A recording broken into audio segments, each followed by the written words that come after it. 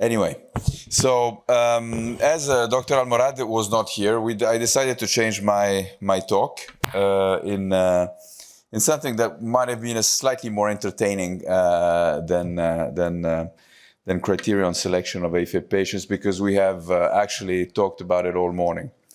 So I agreed with my other boss, which is Carlo. And basically, I would like to show you some nice images, and I would like to continue on what we said this morning on how easy it is to perform PVI today, how the technology has permitted us to go so far in doing procedures, and so safely and so directly and reproducibly. So this is the new kid on the block, the Volt balloon system. Doesn't work. God, it's really probably we need more coffee here. Excuse me, it doesn't work. Thank you. Okay, so this is a dedicated device for PVI. As you can see, it's a balloon. It's a 8-spline balloon which delivers a PFA, has the capacity to map the atrium. So you have the advantage of having a balloon, which is the best shape to approach a PV. You have the advantage of having the PFA, which is the best energy to ablate a PV, and you have also the advantages for the mapping lovers of mapping. Okay, so this is what it looks like. Okay, now why a balloon instead of a flower shape? Because the balloon permits more lesion volume, okay? Because by the contact, you actually increase up to 23% of your lesion volume around the pulmonary vein. This is what it looks like. So it's an over-the-wire balloon. These are, premature, very early images, because this is coming from the first-in-human procedure study that we luckily were included in. And as you can see, this balloon, it can also be torqued and twisted around the pulmonary vein. It's completely atraumatic because it complies with the shape of the vein, because you can inflate it or deflate it with saline.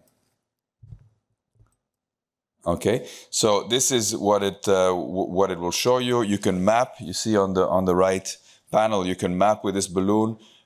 This bullseye shows you how you are in contact with the ostium. So blue and white, I will not go into the details, but are depicting a certain degree of contact. Again, PFA is forgiving compared to radiofrequency, so you don't need to have complete contact. How much contact you need is still a matter of debate, but anyway, if you have blue or white, this, according to the data, is more than enough. Okay. This is the first journey to first in man. They had created a lasso-like catheter before, but soon went to the balloon configuration, which is actually the best configuration to perform this ablation. This is the clinical study. I'll spare you the details. You have heard a lot of details until now, a lot of data, but I now want to show you something that, according to me, is extremely interesting. So this is a case that we basically shows how to use the balloon.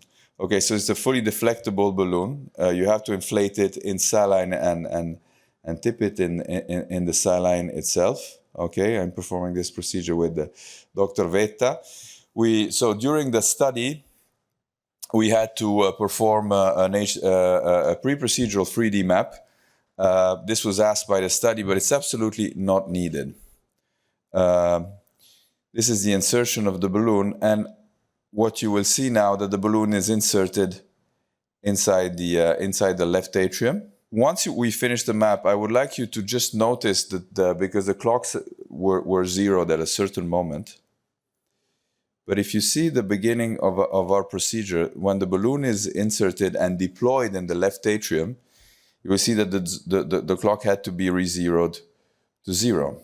Okay, because this was asked. So you will see how much time it takes to ablate in the left atrium. So the balloon wiggling around in order to gather baseline information to understand how much we're in contact. The images are not very nice, but the purple electrograms are showing electrodes on the balloon surface. Okay, so the electrode, you will see now how fast they disappear once we give energy. So now we're ready to give energy. This is PFA. These are 10 pulses gated on the ventricle. You will see now. So I'm evaluating. This is what it looks like in fluoroscopy.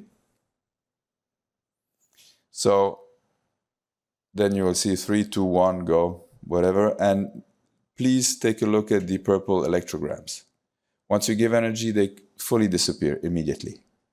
So in order to reach this result with point-by-point ablation, it took us 15 minutes around the veins. If you were a good operator, this just disappears immediately.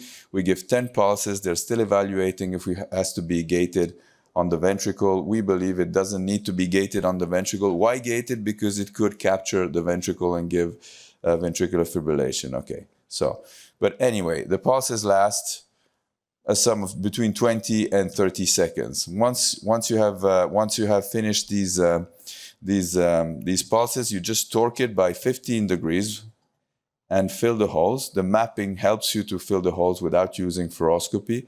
And basically what we do is we pull it to a more antral position and ablate again.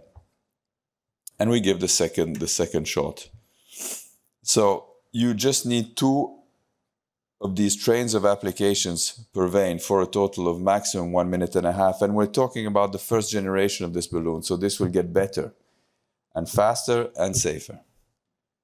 Okay? Don't worry, the video will be sped up after the LIPV. So again, so we have ablated the points, the blue and white points indicate where you have been. They do not indicate the degree of the extension of isolation. You will see a map after isolation at the end of the procedure. So we're just 2 minutes in, 2.5 minutes in, and we have already mapped and baseline and approach to left superior pulmonary vein. We're doing now the left inferior pulmonary vein. You see the electrograms disappear immediately. This is typical, but again, you know, you have a stunning effect. You have to admit, we have to admit this. Okay, disappear immediately. We will give a second procedure, and we're now 3 minutes in. Okay, so they're torquing it around. There we go. It's really, and it's so easy to move this catheter around. You don't even need to deflate it between veins. You just need to it's extremely easy. And again, we did 20 cases. These were our first experience with this device. Again, second shot, and then we will approach the right superior pulmonary vein. The video will be sped up. Okay, so basically the only balloon-like technology that was around was cryoballoon. Now you have other balloons which are coming on the market, because the radiofrequency balloon with the heliostat has been taken out of the well, at least of scientific developments. So it's sped up again. You will see where again electrograms go away, sped up, but also the time down is sped up. Again, still the same technique. You just go a bit more distal and then a bit more proximal, like you see by torquing at the 15 degrees. It's the only vein in which you have to retract the balloon is when you approach the RIPV, although we have made it also, but with the balloon inflated. You put this in the RIPV. And you need to pace, because they still, for the study, we needed to pace to understand if the phrenic nerve was captured. But it obviously even if it's captured, you just lower the voltage of the impulse you're giving.